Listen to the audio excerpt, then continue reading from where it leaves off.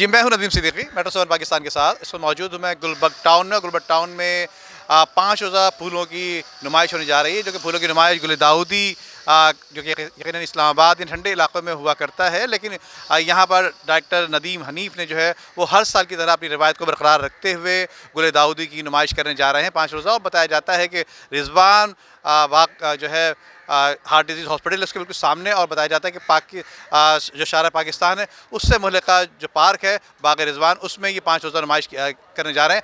اسی حوالے سے ڈائریکٹر ندیم حنیف سے بات کریں گے اور جو دیگر وہاں کا احوال ہے وہ دکھاتے ہیں. آئیے. داؤدی یہ پہلا شو ہے موسم سرما کے، اس کے علاوہ 3 اور فلاور شوز کرنے جا رہے ہیں.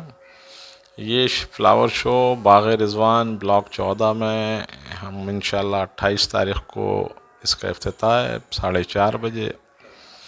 100 سے زیادہ جو ہے اس میں کلرز ہوں گے، کوئی 50,000 سے زیادہ اس کے پلانٹس ہوں گے.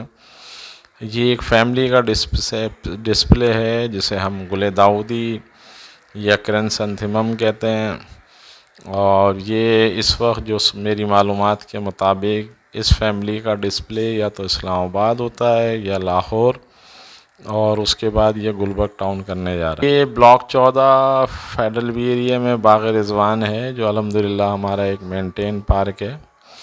یہ آپ جب کراچی ہارٹ ڈیزیز ہاسپٹل کے لیے آئیں گے اس کے بالکل سامنے واقع ہے. 5 روزہ نمائش ہے، اور میں انویٹیشن دوں گا بالخصوص سینٹرل کی عوام کو اور بالخصوص بالعموم کراچی کی عوام کو کہ وہ آئیں.